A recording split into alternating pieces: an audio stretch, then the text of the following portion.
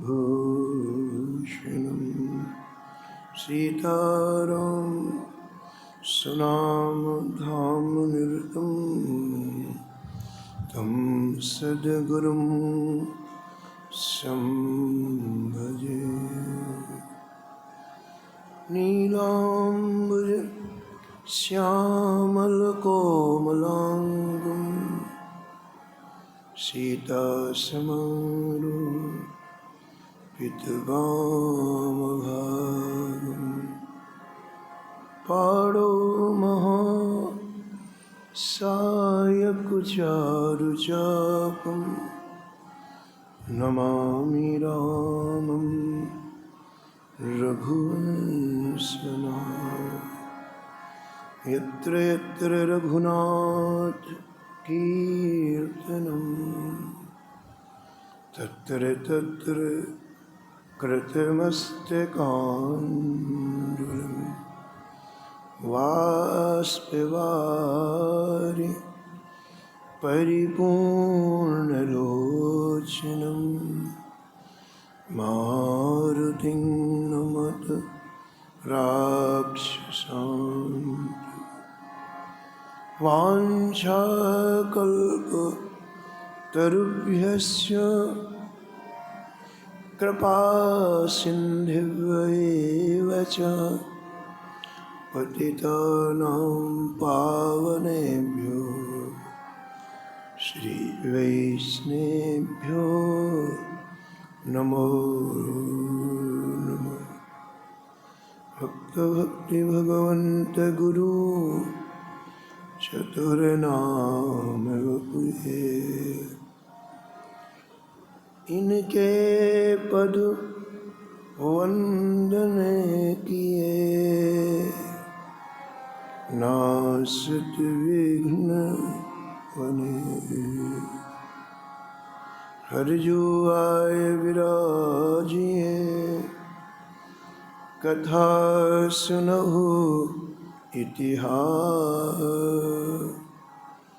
तुम श्रोता या माल के तुम पद रज ममा। तुम पीछे जो और हैं श्रोता हैं रस खान। तिनके सकल मनोरथ पूरवहु श्री भगवान। राधे राधे गोविंद गोविंद राधे।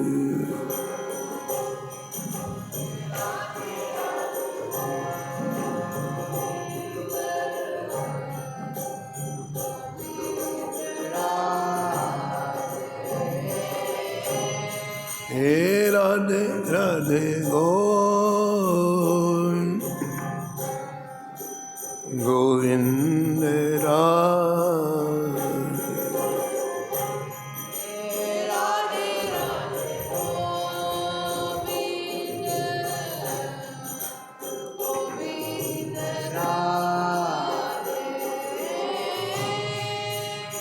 गोविंद राधे बोलो गोपाल राधे।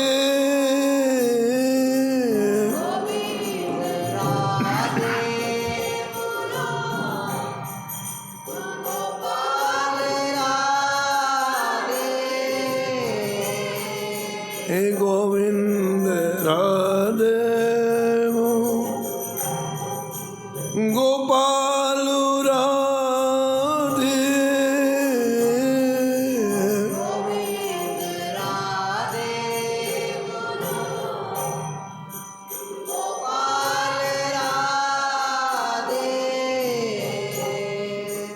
राधे राधे गोविंद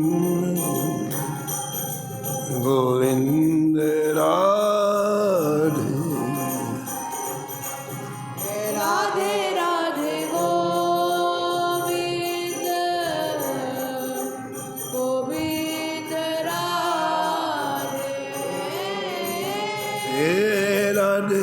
राधे गोविंद गोविंद राधे राधे राधे गोविंद गोविंद राधे गोविंद राधे गोपाल राधे गोविंद राधे बोलो गोपाल राधे राधे राधे गोविंद गोविंद राधे राधे राधे गोविंद गोविंद राधे हे राधे राधे गोविंद गोविंद राधे राधे राधे गोविंद गोविंद राधे श्री जानकी वल्लभ लाल की जय श्री मंगल मूर्ति हनुमान जी महाराज की जय सपरिकर श्री भक्तमाल जी सब संत भगवान की जय श्री स्वामी अग्रदास जी महाराज की जय श्री नाभाजी महाराज की जय श्री प्रियादास जी महाराज की जय श्री वृंदावन धाम की जय श्री बांके बिहारी लाल की जय श्री राधा वल्लभ लाल की श्री गिरिराज जी महाराज की श्री यमुने महारानी की श्री राम नाम महाराज की श्री महाराज जी की जय जय श्री राम।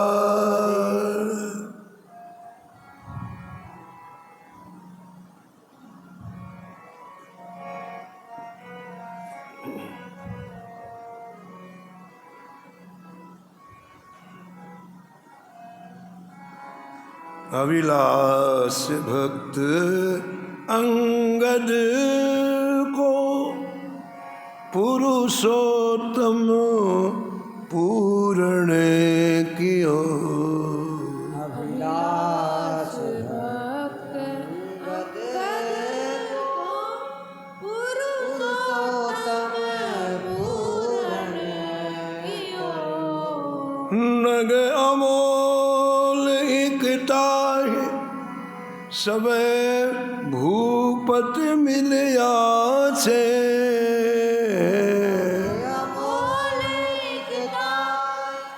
सबे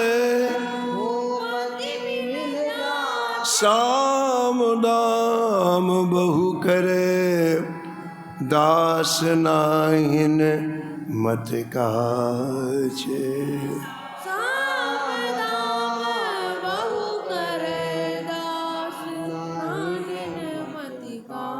एक समय संकट मेरे पानी महडारो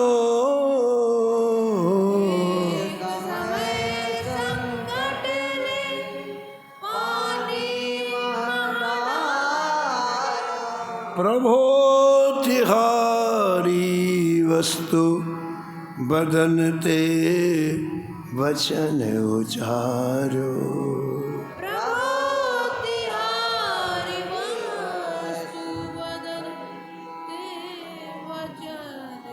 पाँच दोए सत को सुते पाँच दोए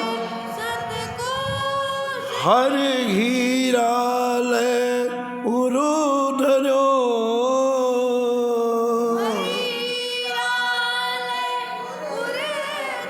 अभिलाष भक्त अंगद को अभिलाष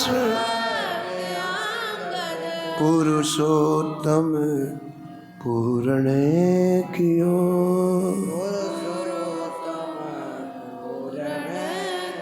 प्रातः स्मरणी परम वंदनी श्री भक्तमाल के रचयिता श्री नाभा गोस्वामी जी इस छप्पे में परम भागवत श्री अंगद जी का स्मरण किया है और निष्कर्ष के रूप में कहते हैं भगवान पुरुषोत्तम श्री जगन्नाथ जी अपने भक्त की अभिलाषा को पूर्ण किया। भगवान वांछा कल्पतरु हैं, जो जो भक्त चाहता है श्री ठाकुर जी पूरा करते हैं। राम सदा सेवक रुचि राखी, राम सदा सेवक रुचि राखी, राम सदा सेवक रुचि राखी, राम सदा सेवक रुचि राखी। वेद पुराण संत सब साखी, वेद पुराण संत सब साखी, राम सदा सेवक रुचि राखी, राम सदा सेवक रुचि राखी। पूर्व प्रसंग में आप श्रवण कर रहे थे कि अंगद जी की पत्नी के उपदेश से श्री अंगद जी का जीवन बदल गया। ये मानव जीवन जिसने मिला है उस मार्ग में चलने लग गए। अनेक भटकाव हैं जीवन में और उन भटकाओं में व्यक्ति पूरा जीवन भ्रमित रहता है। जब भगवान कृपा करते हैं तब व्यक्ति को भगवत मार्ग मिलता है। अति हरि कृपा जाहीं पर होई, पाँव दें यही मार्ग सोई। आज पत्नी के हृदय में भगवान ही तो बैठ कर के उपदेश दिए। उपदेश देने वाले भगवान ही है, जगत गुरु केवल भगवान है। आज पत्नी के हृदय में जो भगवान ने उपदेश दिया तो अंगद जी को आत्मसात हो गई बात। अंगद जी संत भगवान के पास गए, गुरुदेव के पास गए, चरणों में लौट गए और कहा, जय जय,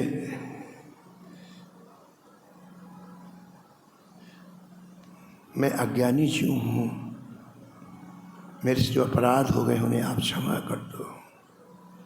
संत यही चाहते हैं कि व्यक्ति का अभिमान गलित हो। जब तक अहंकार की दीवार रहती है तब तक व्यक्ति के जीवन में परिवर्तन नहीं हो सकता है। जैसे अंगद जी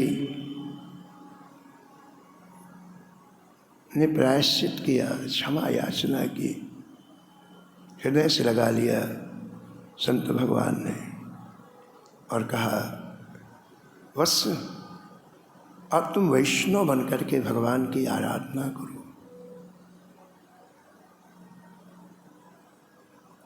प्रियदास जी लिखते हैं, धारी उर्माल, हाँ धारी उर भाल, तिलक बनाए कियो, धारी उर भाल तिलक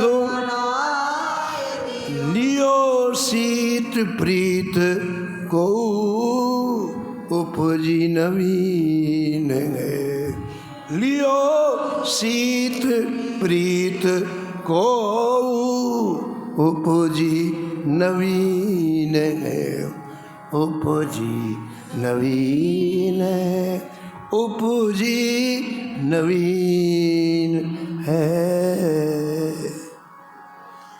गुरुदेव ने पंच संस्कार किए हैं अंगद जी का।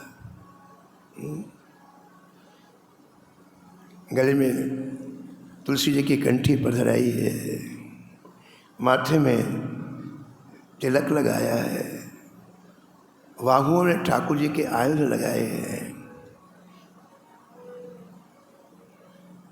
कान में श्री ठाकुर जी का नाम प्रदान किया है, मंत्र प्रदान किया है, और कहा बस तुम्हारा आज नया जन्म हो गया,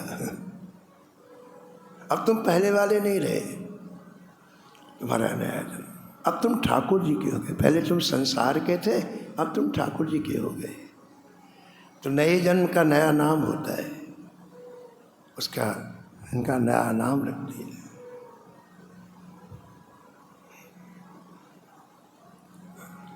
राम मंत्रोपदेशेन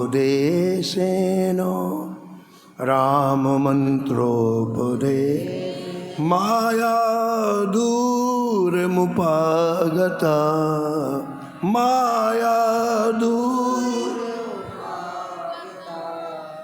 माया की परिधि से वो जीव बाहर चला गया। जिसने उसने गुरु चरणों का आश्रय लिया, भगवान नाम ग्रहण किया, तो पुराणकार कहते हैं कि अब वो माया की परिधि का नहीं रहा, वो ठाकुर जी की परिधि का हो गया। कृपया गुरुदेव सो द्वितीय जन्म कथते, गुरुदेव की कृपा से आज उसका दूसरा जन्म हो गया, अंगद जी का दूसरा जन्म हो गया। महाराज विनम्रतापूर्व अंगद जी अपने यहाँ लाए हैं। आज अंगद जी वैष्णव बन गए तो पत्नी को बहुत प्रसन्नता हुई। अंगद जी पत्नी को गुरु भाव से देखने लग गए। अरे जो ठाकुर जी जोड़ दे वही तो गुरु है। गुरु कोई शरीर नहीं है, कोई आकार नहीं है। जो भी आपकी वृत्तियों को ठाकुर जी में लगा दे वो गुरु है। पत्नी को देख के रो पड़े अंगद जी।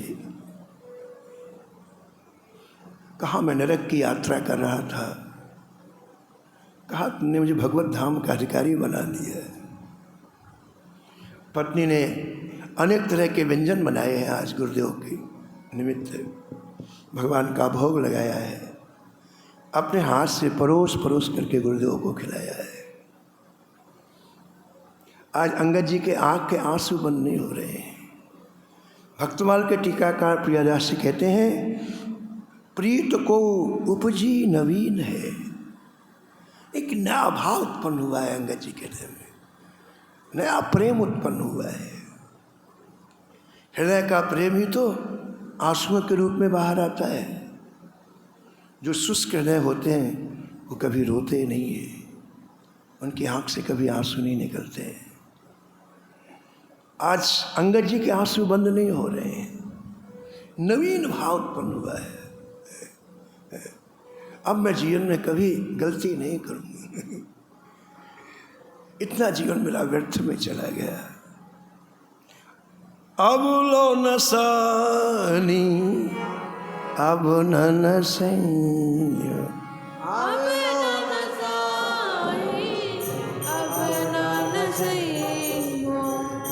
अब लो नसाई अब न सही,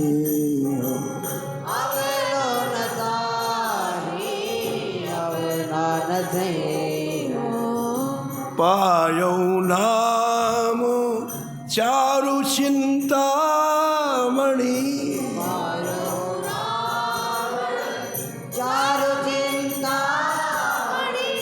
और करते न खसई हो।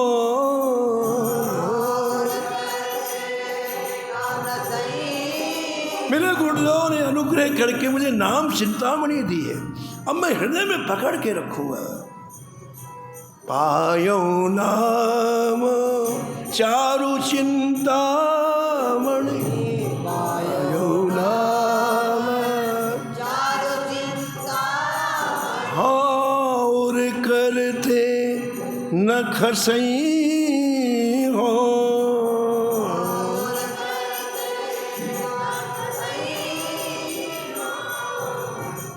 अब लो नसान अब न सही।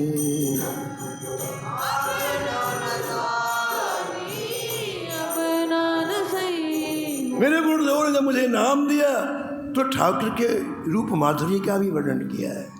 ऐसे ठाकुर जी के नेत्र हैं, ऐसे ठाकुर जी का मुखारविंद है, ऐसे ठाकुर जी के चरण हैं। तो अब उस रूप माधुर्य को मैं निरंतर चित्त में धारण करूँगा। श्याम रूप सुचि रुचिर कसौटी,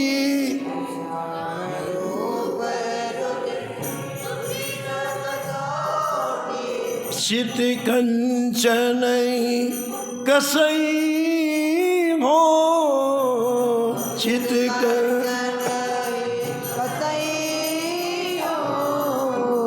अब लो नसान, अब न नसान।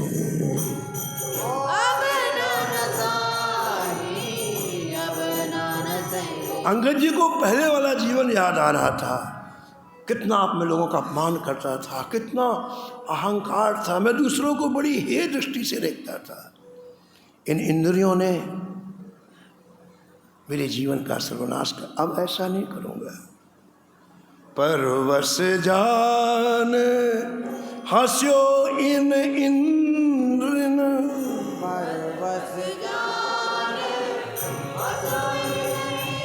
जय जय परवश जान हस्यो इन इंद्रिन,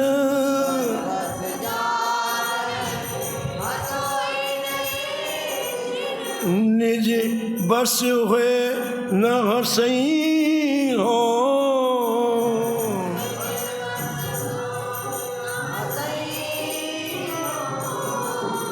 अब लो नसान, अब न सही।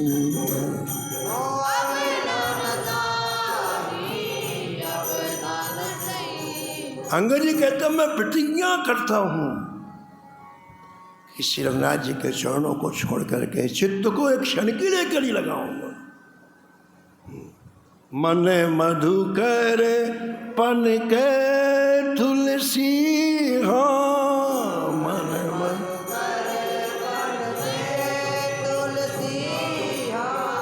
मन मधुकर पन के तुलसी, हाँ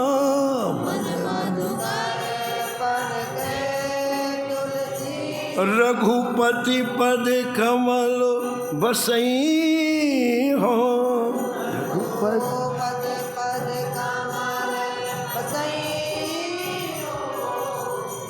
अब लो नसान, अब न सही।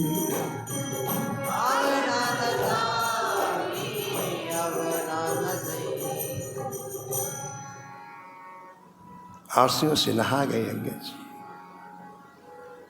जीवन में जब सात्विकता होती है कितना सुख मिलता है, व्यक्ति का रोम रोम खिल जाता है। न किसी से द्वेष, न किसी से ईर्ष्या, न किसी से मात्सर्य, अपनी खुद की मस्ती में डूबा रहता है। आज अंगद जी को एक नवीन जीवन प्राप्त हुआ। गुरुदेव ने प्रसाद पा लिया। अंगद जी के पत्नी ने कहा आज तुमको इसी पत्तल में प्रसाद पाना है, ये गुरुदेव जी की शीत प्रसादी है। ये प्रसादी जाते ही जो कमी होगी वो भी पूरी हो जाएगी। भक्तमाल के टीकाकार प्रियादास जी कहते हैं कि अंगद जी ने शीत प्रसादी पाई है। श्री नारद जी अपनी कथा वेदव्यास जी को सुनाते हुए कहते हैं, हे वेदव्यास जी, मैंने 5 वर्ष की आयु में संतों की शीत प्रसादी पाई। मैं शीत प्रसादी की महिमा जानता हूँ। संतों के शीत प्रसादी पाने से संतों में जो लगाव था ठाकुर जी के लिए, वो लगाव मेरे अंदर उत्पन्न हो गया। संतों की जैसी रुचि, संतों का जैसा भाव, वैसा भाव मेरे में आज, मैं बालक था 5 वर्ष का। ये संतों की शीत प्रसादी की अद्भुत महिमा है।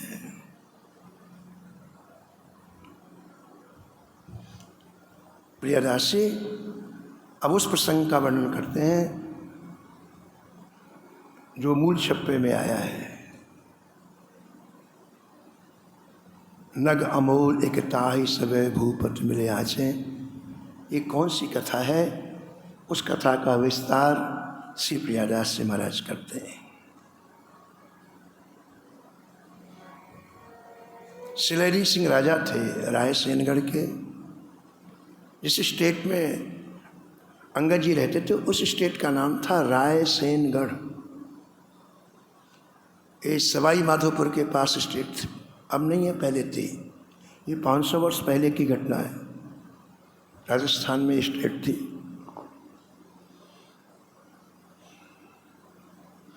और अंगद जी सेनापति थे।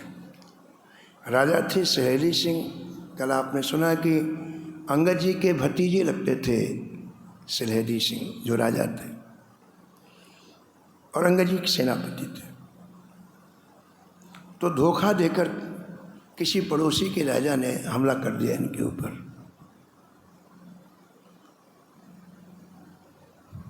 अंगद जी सेना लेकर के युद्ध किया, शत्रु को मार के भगा दिया। फिर अंगद जी ने कहा कि देखिए, इसने धोखा देकर के हमारे ऊपर वार किया है, यदि आपकी आज्ञा हो तो हम भी उसके ऊपर वार करें। सुरेंद्र सिंह ने कहा तो बहुत अच्छी बात है, आप बहादुर भी हैं और विवेकवान सेनापति हैं। तो मौका देख करके अंगद जी सेना लेकर के उस राजा के राज्य में गए। एक तो सेनापति थे ही, दूसरा अब इन्हें भगवान का बल मिल गया, अभी भजन भी करते हैं। पहले केवल सेनापति थे, अभी भगवान का भजन करते हैं। इनमें आत्मबल बहुत हो गया। एक बाहर का बल होता है, एक आत्मबल होता है। हमेशा आत्मबल की विजय होती है। तो जब इन्होंने पड़ोसी राज्य में धावा किया, इनकी बहादुरी को देख के राजा भाग गया। पूरी स्टेट खाली हो गई। और पहले के ज़माने में बहुत युद्ध होते थे, आज से 500 वर्ष पहले। और राजा लोग क्या करते कि सबसे पहले जिस स्टेट में युद्ध करते उसके खजाने को अपने कब्जे में कर लेते। तो अंगद जी ने देखा कि अब राजा भाग गया है, सबसे पहले खजाने में गए, जहाँ धन रखा रहता है, मूल्यवान हीरे मोती रखे रहते हैं, वहाँ गए। सैनिकों से कहा कि इस धन को बैलगाड़ियों में भरा के अपनी स्टेट में ले चलो। सैनिक लोग राजा के कोष का धन भर करके बैलगाड़ियों में रवाना करने लगे। अंगद जी उसके महल में घूमते घूमते उसके कक्ष में गए। उसके कक्ष में क्या देखा कि एक टोपी रखी हुई है जिसमें 100 हीरे जड़े हुए। उन हीरों का इतना प्रकाश जैसे सूर्य का प्रकाश। उस हीरे के प्रकाश से पूरा उसका कमरा अतिशय प्रकाशित हो रहा था। उन 100 हीरों में एक हीरा तो बड़ा था जो टोपी में सामने लगा था, और 99 हीरे छोटे छोटे थे जो चारों तरफ लगे हुए। अंगद जी ने टोपी उठाई। ऐसा हीरा कभी जीवन में देखा नहीं था। एक भक्त के हृदय के भाव को सुनो। भक्त के हृदय के भाव का नाम ही भक्तमाल है। दुनिया सोचती है दिन रात, एक भी ऐसा व्यक्ति नहीं जो सोचता ना हो। दुनिया कल्पना करती है, दिन भर हम नहीं कुछ न कुछ कल्पना करते रहते हैं, एक उसका कोई मूल्य नहीं है। हम जो कल्पना करते उसका कोई मूल्य नहीं है, निरर्थक। कभी कुछ कभी कुछ कभी कुछ कल्पना करते हैं। लेकिन भक्त की कल्पना साकार हो जाती। हमारी कल्पना में और भक्त की कल्पना में अंतर है। और भक्त की प्रत्येक कल्पना श्री ठाकुर जी को लेकर के होती है। हमारी प्रत्येक कल्पना संसार को लेकर होती है, और भक्त की कल्पना ठाकुर जी को लेकर के होती है। आप देखो, हीरा है, इतना सुंदर हीरा जिसको कभी जीवन में अंगद जी ने देखा नहीं, बड़ा हीरा चम चम सूर्य के समान चमक रहा है। हीरा आया और अंगद जी को श्री जगन्नाथ जी याद आए। ध्यान दो आप, ठाकुर जी क्या चाहते हैं उससे। ये देखो, यही भक्तमाल में टिप्स है जिससे ठाकुर जी रिझते हैं। ये तुम जो वस्तु पदार्थ देते हो बहुत सामान्य बात है, या आपने ठाकुर जी को कुछ भेंट कर दी, कुछ बहुत सामान्य बात, लेकिन मूल बात जिससे गोविंद रिझते हैं, ठाकुर जी रिझते हैं। ये देखो आप, हीरा आया तो अंगद जी को पत्नी याद नहीं आई, स्वयं के शरीर को सजाने की याद नहीं आई। ठीक है ना, कौन याद आया? श्री जगन्नाथ जी याद आए। इतना सुंदर हीरा है। इस हीरे को जब मोतियों में पिरो करके श्री ठाकुर जी को पहनाया जाएगा तो कितने सुंदर ठाकुर जी लगेंगे।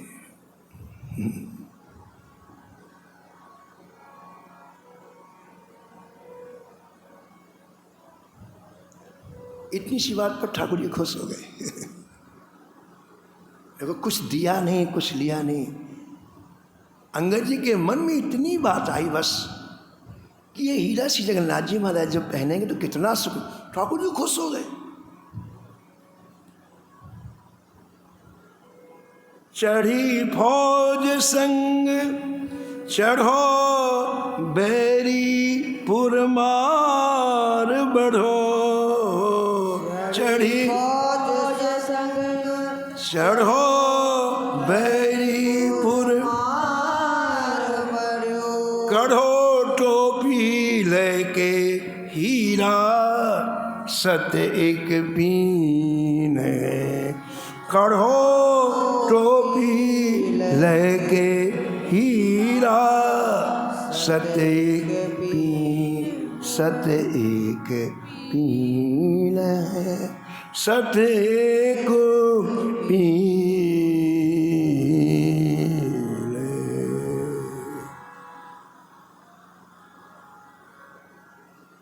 इसी को अभिलाषा कहते हैं। कोई अच्छी वस्तु आपके पास आए, आपको भगवान याद आए, ठाकुर जी याद आए, इसी को अभिलाषा कहते हैं।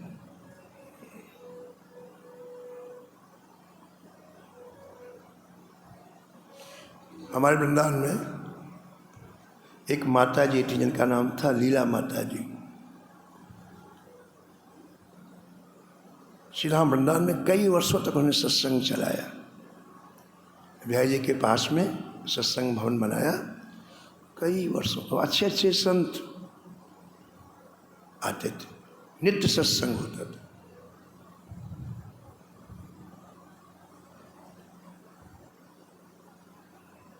उनके पति ने हमें एक घटना सुनाई। वो बोले, माँ जी हम बहुत गरीब थे, बहुत गरीब थे, बेंगलोर में रहते थे, रोज के भोजन की व्यवस्था करना मुश्किल था। तो मैंने रेडियो बनाने का काम सीखा कि कुछ 2-4-10 रुपए रोज मिल जाएंगे। तो बोले कि फुटपाथ में बैठता मैं, जो सड़क में आदमी आते जाते ना, वहाँ बैठता और कभी रेडियो का कोई पेच कस देता, कोई तार जोड़ देता, कोई 2 रुपए दे जाता, कोई 5 रुपए दे जाता। उससे हमारा जीवन है। कई वर्षों तक हमने ऐसी गरीबी में जीवन व्यतीत किया। बोले महाराज, एक दिन हमारा एक मित्र तिरुपति बालाजी जा रहा था। मेरे से कहा चलो तुम भी तिरुपति चलो। मैंने कहा भैया यहाँ तो भोजन की व्यवस्था, जो तुम तिरुपति बालाजी के लिए कह रहे हो। मित्र कहा चलो मैं तुम्हारा मार्ग में किराया दूंगा, चलो दर्शन कराओ। बोले मैं चला गया। उसके साथ में तिरुपति बालाजी गया और पहली बार मैंने तिरुपति बालाजी का दर्शन किया। दर्शन करते करते मेरी दृष्टि उनकी ठुड्डी में गई, उसमें हीरा लगा हुआ है। मेरी दृष्टि उनकी ठुड्डी में हीरा लगा।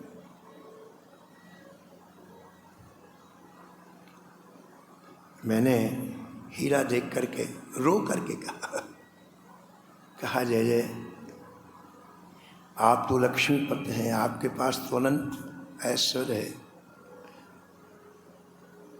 एक हीरा मेरे को भी दे दो तो मेरा काम बन जाए। मैंने केवल रो के कहा। सड़क में इतने दिन तक काम करते करते मैं बहुत दुखी हो गया था। मैंने कहा एक हीरा मेरे को भी दे दो मेरा।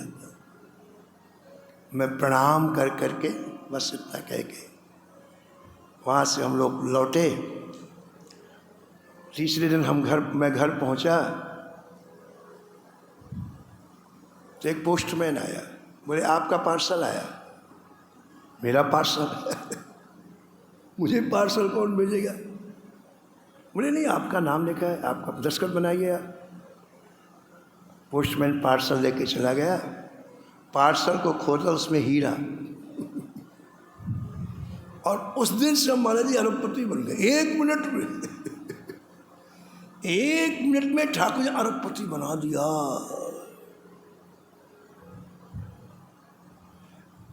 कौन प्रभु की रीत ऐसी, कौन प्रभु की रीत ऐसी, हाँ कौन प्रभु की रीत ऐसी, कौन प्रभु की रीत ऐसी, बिरध हेत पुनीत पर हरि, बिरध हेत,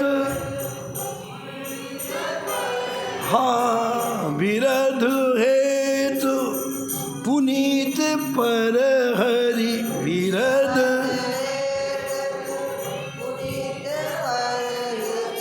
पावरन पर प्रीत ऐसी, जय जय जय जय, पावरन पर प्रीत ऐसी, पावरन पर प्रीत ऐसी, कौन प्रभु की रीत ऐसी, कौन प्रभु की रीत ऐसी। सारा खजाना बैलगाड़ियों में लाद करके रायसेनगढ़ आ गया। बड़ा सम्मान हुआ फौज का, क्योंकि विजय करके आई है। राजा सिलेरी सिंह ने अंगद जी की बड़ी प्रशंसा की, क्योंकि सेनापति थे। पूज्य महाराज जी श्री मथुरा जी महाराज कहते थे कि यदि किसी राज्य में युद्ध में विजय हो जाए तो ऐसी परंपरा थी कि जो धन मिलता था उस धन का आधा भाग सैनिकों को दे दिया जाता था। हीरा मिले, सोना मिले, अलंकार मिले, जितना धन उस राज्य के खजाने से आता था आधा सैनिकों को दे दिया जाता। आधा राजा के कोष में होता है। तो सब सैनिकों को बांट दिया गया और सब लोग बड़े खुश होकर अपने अपने यहाँ चले गए। अंगद जी अपने यहाँ करके जैसा उनका नियम था रोज भजन का, वो करने लग गए। अब आगे का भाव वर्णन करते हैं श्री प्रियादास जी महाराज की। कुछ दिनों के बाद एक सिपाही राजा के पास गया, कहा राजन, सेनापति जी ने आपको कोई हीरे की टोपी दी है? बोले हीरा? तो कोई बात ही नहीं हीरे की, जो धन आया वो बांट दिया गया, हमें तो पता नहीं हीरा टोपा। उस सैनिक ने कहा कि महाराज मैंने खुद देखा है सेनापति जी को उस राजा के कक्ष में एक ऐसी अद्भुत टोपी मिली है जिसमें 100 हीरे हैं, और एक हीरा तो इतना विशाल है कि मैंने कभी जीवन में देखा नहीं, ऐसा अद्भुत हीरा। आपको नहीं दिया। अब राजा के मन में महाराज शंका हो गई, अंगद जी ने हमें धोखा दिया, इतना मूल्यवान हीरा हमें नहीं दिया। राजा का तात्पर्य होता है जो जिसका जीवन रजोगुण से परिपूर्ण हो। 3 गुण होते हैं, सतोगुण, रजोगुण और तमोगुण। जीवन में जब तमोगुण होता है तो व्यक्ति बहुत आलसी हो जाता है, प्रमादी हो जाता है। दिन भर सोएगा, सुबह सोएगा, दोपहर में सोएगा, रात में सोएगा, खा करके सोएगा, बिना खाए सोएगा, बस सो। जीवन में जब रजोगुण आता है तो व्यक्ति सोचता है कि जितनी संसार की अच्छी वस्तुएं मेरे लिए हैं, अच्छा खाना, अच्छा पहनना, अच्छी वस्तुओं का उपभोग करना, ये रजोगुण का परिचायक। जीवन में जो सतोगुण आता है तो व्यक्ति का जीवन सात्विक होता है। जैसे ऋषि मुनियों का जीवन ऐसा जीवन होता है, दंभ नहीं होता है, दिखावे की भावना नहीं होती है, वो उसका चित्त हर पल हर क्षण ठाकुर जी से जुड़ा हुआ रहता है। तो राजाओं का जीवन रजोगुण परिपूर्ण होता है, और राजा ये मान के बैठते हैं कि जितनी अच्छी चीज़ें हमारे लिए, तो इतना अच्छा हीरा मिला, इसको मेरे पास होना चाहिए। सेनापति ने हमको धोखा दिया, अपने पास रख लिया। सैन्य से कहा तुम जाओ, और विचार करने लगे। हीरा अंगद जी के पास है, इसे युक्ति से लेना चाहिए। मैं बुला करके इनका सम्मान करूं, फिर धीरे से पूछूंगा, और जैसे कह लें कि हीरा मेरे पास है तो मैं कहूँ भैया आप एक काम करो, 100 हीरे हैं ना, बड़ा वाला मुझे दे दो, छोटे से आप रखो। यानी मिला के काम लिया जाता है ना। बड़े राजा चतुर होते हैं, तो बड़ी आदरपूर्वक अंगद जी को बुलाया राजा ने, अपने बराबर सिंहासन में बैठाया। जब काम लेना होता है ना तो एक व्यक्ति इतना सम्मान देते हैं, पूछो लो। रावण ने मारीच को बुलाया, अब उसको काम लेना था। अरे महाराज, आरती की, पूजा की, फिर तो अपने बराबर समीप में बैठाया और कहा चाचा जी हमने सुना है आपको एक ऐसा हीरा मिला है, टोपी पूरी जिसमें 100 हीरे हैं। कोई बात नहीं, बहुत अच्छा बहुत अच्छा, लेकिन प्रार्थना ये है कि जो बड़ा वाला हीरा है वो आप हमें दे दें, बाकी हीरे आप रखे रहे। अब देखो, अब मूल बात सुनो आप। अंगद जी ने वो हीरा किसे सौंप दिया? श्री जगन्नाथ जी को। अभी आपने सुना कि हीरा मिला और आपके हृदय में अभिलाषा है कि हे नाथ, इसे आप धारण करें, कितने अच्छे लगेंगे आप। ये वस्तु उन्होंने किनको सौंप दी? श्री जगन्नाथ महाप्रभु जी को। अब ठाकुर जी को सौंपी वस्तु कैसे किसी को दे दे? ये बात हुई। जो वस्तु ठाकुर जी को समर्पित कर दी गई वो कैसे किसी को दे? पूज्य महाराज जी सुनाते थे, श्रीमठादास जी महाराज की एक गांव में एक व्यक्ति बड़ा संत सेवी था। जीवन के प्रारंभ से संत सेवा की आदत पड़ गई। संपन्न नहीं था इतना, लेकिन संत सेवा की आदत पड़ गई। तो कोई भी संत आते उसे क्या ठहरते। ऐसी गर्मी थी, 5-6 संत आ गए। बोले भगत जी आज तो दही पिएंगे हम, संतों की मौज होती है। उसने कहा महाराज आप स्नान करें, मैं दही की व्यवस्था करता हूँ। उसने मटकी उठाई और आसपास के गांव में गया दही मांगने के लिए। पहले के ज़माने में लोग दूध नहीं बेचते थे, दही नहीं बेचते थे, किसी को आवश्यकता हो तो यूँ ही दे देते थे। तो गांव में उसको एक मटकी दही मिल गया। सिर में दही लेकर के जब वो वापस आ रहा था, रास्ते में हमारे ठग बैठे थे, चोर बैठे थे। अरे इसका दही लूटो। अभी अकेले वो चार खड़े हो गए, चार बोले दही की मटकी लाओ। उसने कहा देखो भैया ये दही संतों का है, ये मैं नहीं दूंगा। मेरा होता तो भले तुम लूट लेते, लेकिन ये दही संतों के लिए लाया हूँ, संतों का। बोले हम छीनेंगे। तो उसने एक काम किया, दही की मटकी को नीचे रखा, अपनी छाती लगा ली। पहले मुझे मार डालो फिर दही ले जाना, जब तक मैं जिंदा हूँ दही नहीं ले जा सकते। पहले मुझे मार डालो फिर। ऐसी निष्ठा देख के हट गए। तो अंगद जी कह रहे हैं कि ये हीरा मैंने ठाकुर जी को दे दिया है, अब मैं किसी को नहीं दूंगा, ये ठाकुर जी को ही दूंगा। तो जब राजा ने पूछा कि आपको हीरा मिला है, अंगद जी ने साफ मना कर दिया, मुझे हीरा नहीं मिला।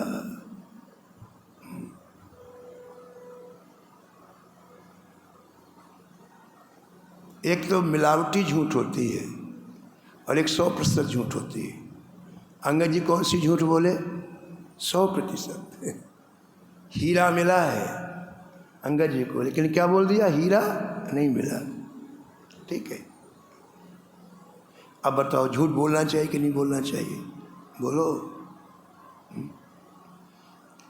बड़ी विचित्र कथा है महाराज, बड़ी विचित्र कथा है, कुछ समझ में नहीं आता है। भगवान कैसे प्रसन्न होते हैं किसी को कुछ समझ में नहीं आता। कहीं आचरण भलो मान तो प्रभु,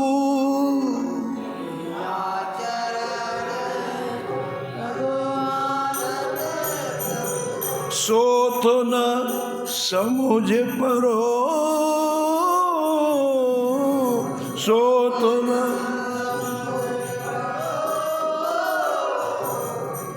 तुलसीदास रघुनाथ कृपा को, तुलसीदास रघुनाथ कृपा।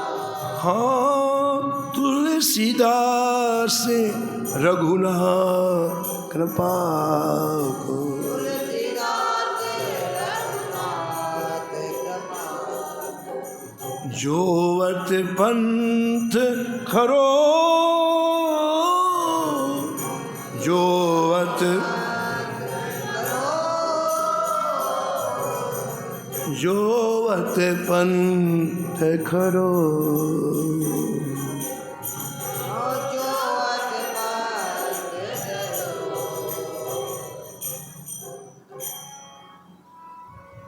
कभी कभी झूठ लाख लाख सच से भी बढ़ करके हो जाता है, और कभी कभी सत्य लाख लाख झूठ से भी बदतर हो जाता है। बात केवल इतनी है, झूठ किसके लिए है? यदि ये झूठ इनके लिए है तो आराधना बन गई झूठ, उपासना बन गई। ठीक है, और झूठ संसार के लिए बोले तो नरक जाना पड़ेगा। इस प्रसंग में पूज्य महाराज जी श्री मथुरादास जी महाराज बताते थे कि झूठ कैसे उपासना बन जाती है और सत्य कैसे व्यक्ति का पतन कर देता है। विवेक की आवश्यकता है। हम सत्य बोलते हैं, कई लोग अहंकार में हम सत्य बोलते हैं, बड़े अहंकार बोलते हैं, लेकिन विवेक की आवश्यकता है। आपको पता है कि जब परशुराम जी के पिता को क्षत्रिय राजा ने वध कर दिया तो बड़े गुस्सा हुए परशुराम जी, और 21 बार इस पृथ्वी को क्षत्रिय विहीन बनाया। और ने कहा कोई अब पृथ्वी में क्षत्रिय रहेगा ही। तो एक बार आकाश मार्ग से जा रहे थे परशुराम जी, तो छोटे से 9-10 वर्ष के क्षत्रिय बालक गौर वर्ण के एक दूसरे कंधे में हाथ रख के जा रहे हैं। ऊपर से परशुराम जी ने देखा, ये क्षत्रिय बालक, इनको जीवित नहीं छोड़ोगे। ओ महाराज धम्म से नीचे आकाश में नीचे आ गए और फरसा लेके मारने को दौड़े। अब वो बालक डर गए, वो प्राण बचाने के लिए भागे तो सामने एक घर था, ब्राह्मण का घर था। फेंके बार उसके अंदर घुस गए, हमें बचा लो, हमें बचा लो। ब्राह्मण को दया आ गई और उसने घर के अंदर अंदर छुप जाओ। अब परशुराम जी आए, ए बाहर निकालो, इन क्षत्रिय बालकों को बाहर निकालो, इनका मैं वध करूंगा। बाहर ब्राह्मण ने बिल्कुल प्योर झूठ बोल दिए, वो मेरे बालक, साफ झूठ बोल रहे, मेरे बालक। परशुराम जी ने कहा कि हमें धोखा नहीं होता है, ये क्षत्रिय बालक है। उस जमाने में खाने पीने का बड़ा होता, ब्राह्मण क्षत्रिय की हानि खा सकता, बड़ी परंपरा बड़ी कठोर थी।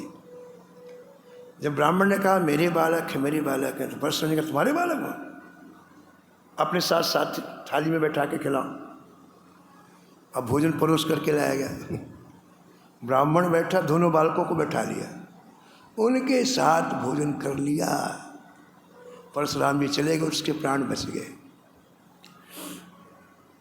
उस ब्राह्मण ने झूठ बोला लेकिन दो के प्राण बच गए। वो ब्राह्मण अभी भी भगवान के धाम में रह रहा है, ठीक है। उसके झूठ बोलने से दो के प्राण बच गए, वो ब्राह्मण अभी भगवान के धाम में रहे। दूसरी कथा महाराज जी सुनाते थे, एक ऋषि थे, जीवन में हमेशा सत्य बोलते थे, लोग उनको सत्यव्रती कहने लग गए। बड़ी साख, वही कभी झूठ नहीं बोलते, कभी निर्णय कराना हो तो लोग उनके पास जाते, गांव के, सत्य बोलते थे। एक बार उस गांव को डाकुओं ने घेर लिया, ये गांव के बाहर रहते थे, डाकुओं ने घेर लिया और डाकू ने विचार किया कि रात्रि में जब सब सो जाएंगे तो पूरे गांव में आग लगा देंगे और फिर जो सामान होगा लूट के ले जाएंगे, इसमें जनता बाहर भागने ना पाए। आग लगा देंगे तो वहीं जनता को मार भी देंगे और लूट करके सब सोना चांदी ले जाए। संयोग से एक व्यक्ति गांव के बाहर गया था, वो रात में लौटा 11 बजे और डाकुओं को चारों तरफ फैले हुए देखा। सूखे सूखे झाड़ झंकार रख रहे थे, आपस में बात कर रहे थे, बस 1 घंटे के बाद आग लगानी। उसने सुन लिया, दौड़ करके एक किसी छोटे रास्ते से गांव में घुसा, सब घरों में जाए, कहा चलो भैया जितनी जल्दी भाग सकते हो भागो, डाकुओं ने हमको घेर लिया, मार डालेंगे रात में। तो एक छोटे से रास्ते से पूरे गांव के लोग निकल गए। अब उनका जो प्लान था कि रात में आग लगाना है, 12 बजे आग लगाई चारों तरफ और अंदर घुस गए मारने के लिए बंदूक लेके। एक भी गांव वाला नहीं मिला, पुट्टी में सामान रख के लोग चले गए। अब बड़ा गुस्सा है कि इतनी मेहनत की और कुछ सामान भी नहीं मिला, गांव वाले भी भाग गए। एक ने कहा कि 2 घंटे पहले तो आवाज़ आ रही थी गांव से, इतनी जल्दी कहाँ गए होंगे। दूसरे का आस पास होंगे, चलो पकड़ते उन्हें, पकड़ के मारते। अब वो गांव छोड़ करके डाकू आस पास खोजने लगे। और अभी आपने सुना गांव के बाहर सत्यव्रती जी बैठे थे कुटिया में आंख बंद के हुए। तो सत्यव्रती ऋषि के पास गांव वाले आए, बोले महाराज जी आप कभी झूठ नहीं बोलते हैं, आपने गांव वालों को देखा कि कहाँ गए। अब वो बेचारे प्राण बचाने के लिए गांव के बाहर सघन झाड़ियाँ थी, उसमें छिपे। अब सत्यव्रती जी हम सत्य बोलते हैं, ऐसे हाथ उठाया उंगली की, हाँ उन झाड़ियों के बीच में गांव वाले छिपे हैं। डाकू लोग बंदूक लेके गए, 10 मिनट में धाएं धाएं धाएं पूरे गांव वालों को मार डाला।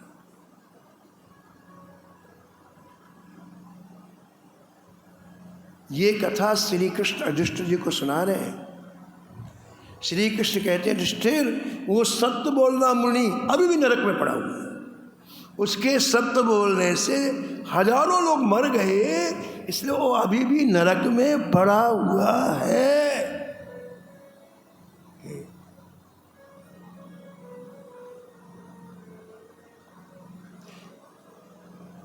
अंगद जी ने कह दिया मेरे पास हीरा नहीं है, झूठ बोले, लेकिन ये झूठ लाख लाख सच से भी बड़ी श्रेष्ठ हो गई, क्योंकि ये झूठ अपने गोविंद के लिए बोला, अपने ठाकुर के लिए बोला।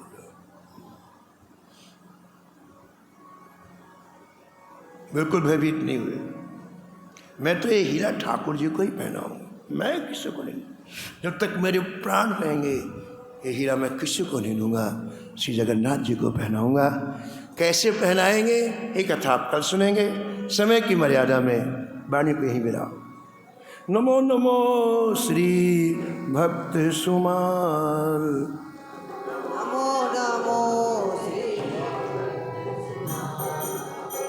जाके सुनत महात्म नासत, जाके सुनत उरे झलकत राधा नंदलाल, उले झलकत राधा नंदलाल। गद गद स्वर पुलकित अंग अंगनी, गद कर पुलकित अंगनी। लोचन बरसत अश्रु अनुजाल,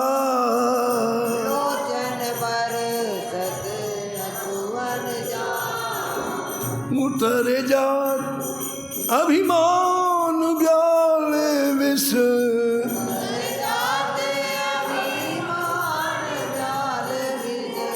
लेत जीवाय सुरस ही काल,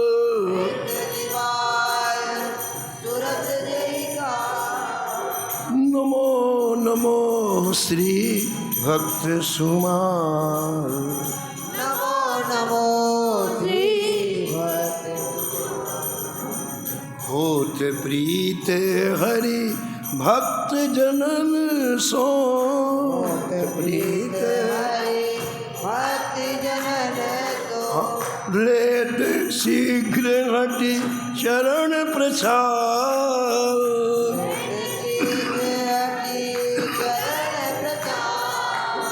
तजत कुसंग लेत सत्संगति,